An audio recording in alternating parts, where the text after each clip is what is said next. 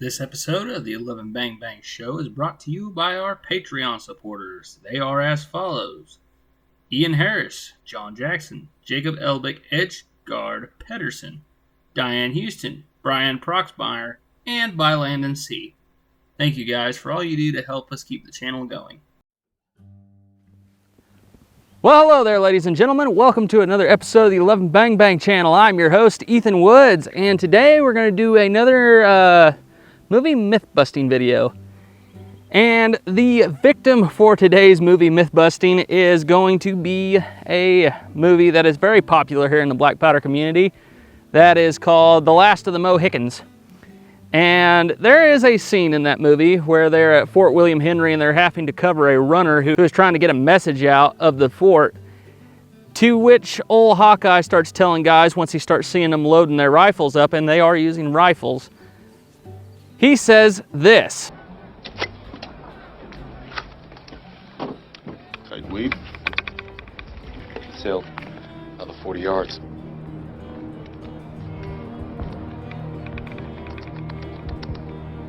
Now my question to this has got to be, Mr. Hawkeye, how do you know it gets me an extra 40 yards? Are you talking about accuracy? Or are you talking about like the ball gets down range to the maximum effective range of the weapon and then just drops off and this will get you an extra 40 yards out there?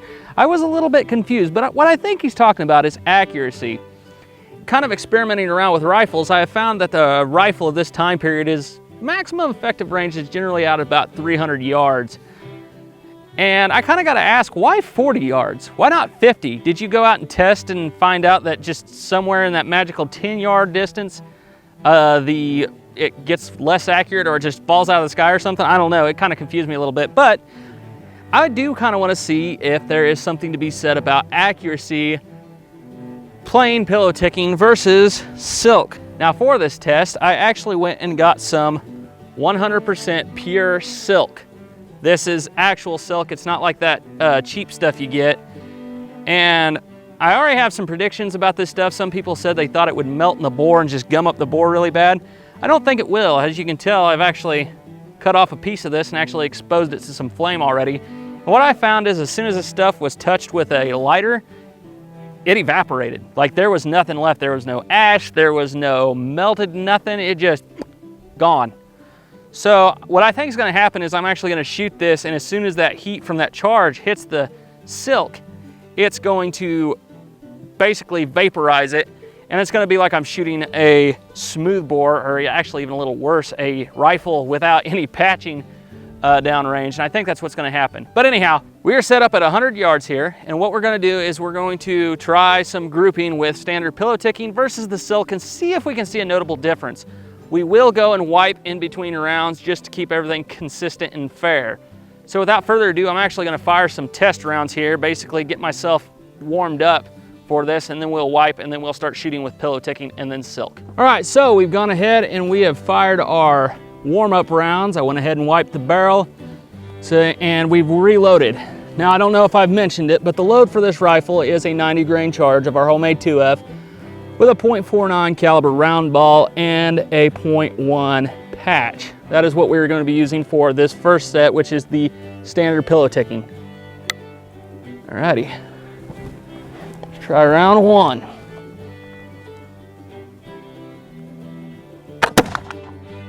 All right, we wiped the bore, we're loaded up again. Let's try round two.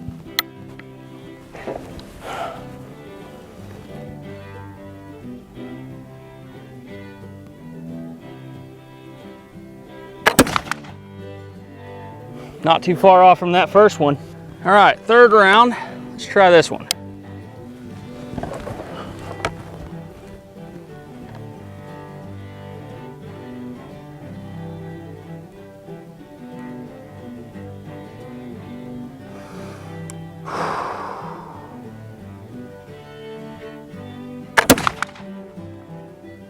Let's go see what we got. All right, guys.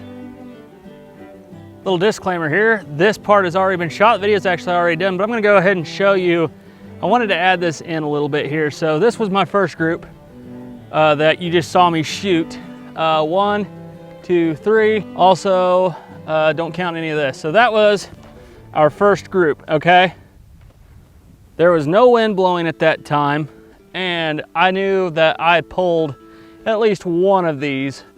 So I went ahead and I just shot another group now. Mind you, the wind is blowing a little bit, but our next group is 1, 2, 3. So that's actually a lot more of what I was expecting to see with the standard patch.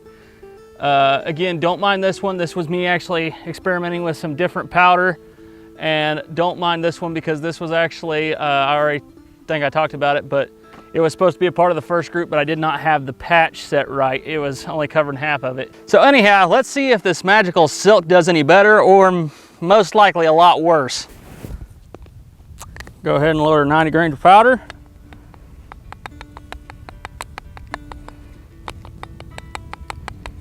Now, it is unglazed powder too, guys, so it's a little hard to get out of the horn sometimes. Pull that down the pipe. We've already went and scrubbed the barrel. All right, now here's where things are gonna get interesting. I know for a fact this stuff is super thin, so what I'm gonna do is I'm gonna like triple it up around this ball just so we can get a decent a decent grip on it. So there we go. Rip that off of my teeth. I know I have a patch knife, but it's pretty easy stuff to rip. All right, I'm gonna go ahead and I'm gonna spit on this. I'm gonna double it up too. The magical silk. May actually quadruple. Yeah, let's quadruple this up. Get her good and soaked up here with some saliva. Go ahead and grab ourselves a .49 caliber round ball. I don't like the looks of that one, so we will not use it. I don't like the looks of that one either. There's a decent one. Yeah, that's a pretty tight fit. Grab our handy dandy ball starter here.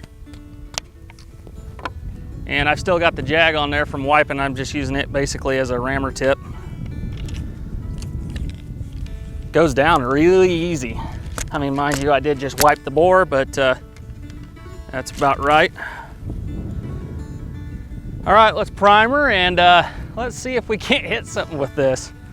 Righty, round one.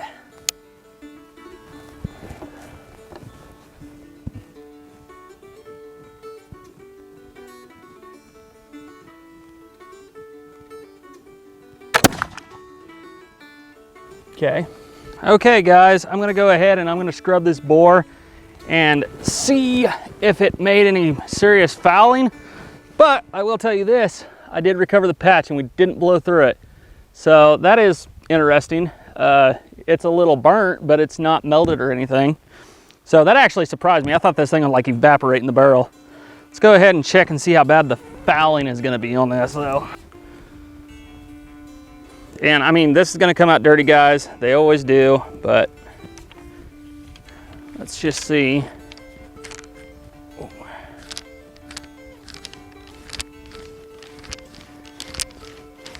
There's some rough stuff right there at the throat, which usually happens.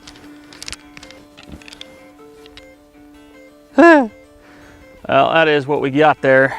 That is considerably worse than a standard patch. Let me do that again, grab a different patch.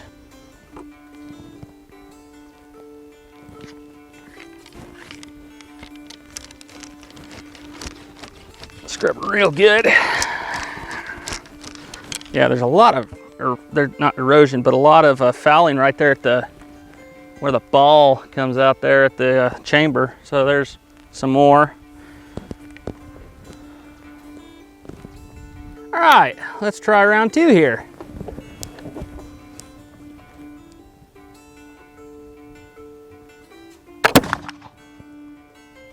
May turn into a video of how well your flintlock will work in the rain. Starting to sprinkle on me, not that I'm complaining. All right, round three.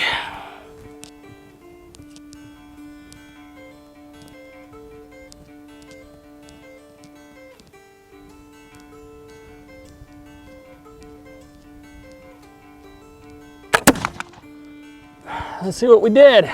Now, we definitely had a different point of impact, but first shot there, Second shot right here. Don't know where the third shot went, so it's shooting quite a bit further to the right, interestingly enough.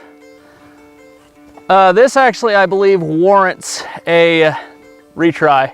I'm gonna try it again here. Basically what I'm gonna do is I'm aiming here, I'm hitting a foot to the right. So what I'm going to do here is a little over 1 hand span away. I'm gonna aim right at the left edge of this bullseye here and see if we can't land the rounds onto this bullseye there.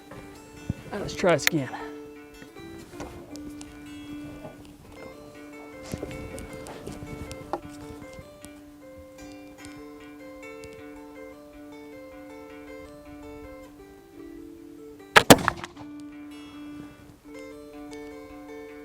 Huh. I saw that ball hit 10 yards under the target. Interesting. So I don't know, this may be not a good deal, but hey, big shout out though to Kibblers though for this Woods Runner old Sweet Lips. We are over 200 rounds through this gun yet, and aside from a few flashes in the pan where somebody may or may not have dryballed it, we've had 0 misfires. Now that I said that, I'm sure we're gonna have one.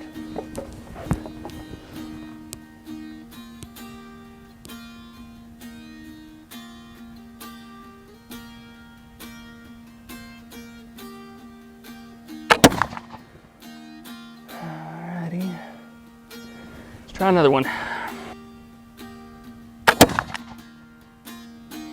Let's go see if we did anything. All right, ladies and gentlemen, so here we are. 1 hit, and actually I was aiming right here, and it actually hit right there this time, even though whenever I was aiming down here, we were hitting all the way over here.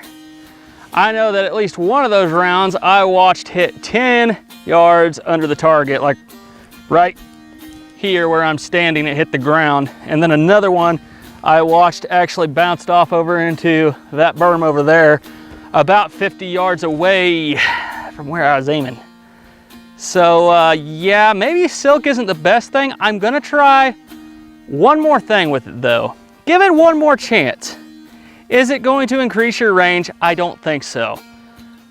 But I wonder how it would do with some lighter loads, because the reason I say this is that while the first patch I recovered did not have a burn hole through it, 2 of the other ones did.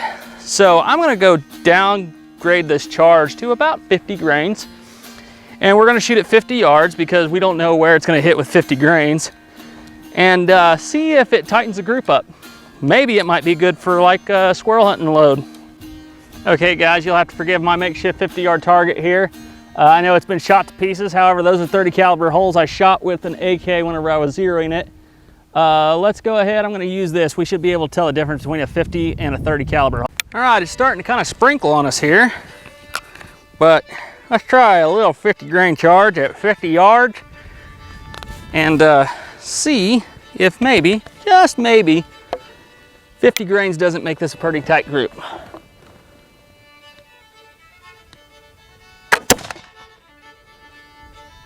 All right, I have to go fix my target. All right guys, so I recovered our 50 grain patch. As a matter of fact, I found all of the silk patches downrange. And yeah, come to find out, they're all burnt through except for that first one. So I don't know what happened with that, kind of a freak. But we did hit our target at 50 yards. We hit about 2 inches to the left, but I recovered that 50 grain patch, and even at 50 grains, it still was burnt through. So let's go ahead and let's try another one, see if we can't make it work.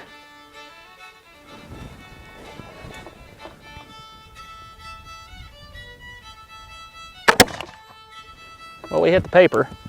All right, round 3.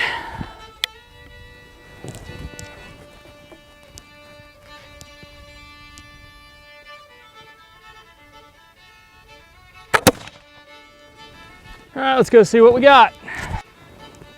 Okay guys, sorry, I know it is getting dark out here. Hopefully we got some rain rolling through. But so I did move this paper because it kept on blowing off. But I want you to see here what we got so you won't see a hole in the board behind it. But this was round 1, round 2, and round 3. so let's talk about this group for a second. Well, so what did we learn today, guys? Well, I think for the first thing we learned is don't trust everything you see on TV. Second of all, I think that we can basically say that this is a myth that you're going to get better accuracy with silk than you're going to get with a standard pillow ticking patch. And not only that, the fouling is another thing I'd like to talk about, guys. There was a really weird fouling thing going on with the silk. So normally I'm used to seeing some fouling buildup right above the ball. Basically, you scrub it out, you're fine, you're good to go. The silk was weird because I had fouling halfway down the barrel every single time. I'm assuming that has something to do with it burning around the ball, but it's just something I noticed. Another thing, even with 50 grains, the silk was burning through.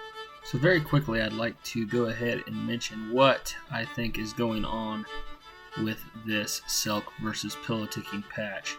I went ahead and did a little experiment when we were done here, and what I noticed is you can hold a flame to a piece of pillow ticking for quite a while, and yes, it will burn and it will smolder.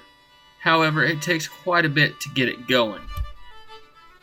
On the other hand, when you see us try to light this silk here, it does not take much at all to start going, and once it starts going, it just evaporates. So, once again, compare the two. I think what happens, guys, is when the powder starts burning, it actually ignites the silk, burning away the part that is against the base of the round ball and allowing the patch to slide past the round ball about halfway down the barrel. Thus, the large amounts of fouling halfway down the barrel. And mind you, I know, guys, that was some terrible shooting I was doing today. I'm gonna go ahead and I'm gonna shoot another group here just to see if I can't improve it a little bit, because I felt pretty bad about that first group. I know I can shoot better than that. But yeah, so I think we can consider this myth good and busted.